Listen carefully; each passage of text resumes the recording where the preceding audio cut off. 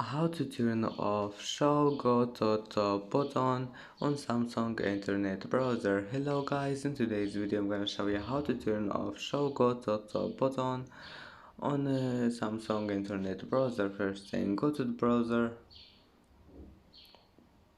and here you will find these three lines here in the bottom corner, and then click settings, and this one click this one here with page view and scrolling. And if you want to turn it off, all you need to do is just click on it, one click this one here, and that's it. As you see, and that's it for today's video.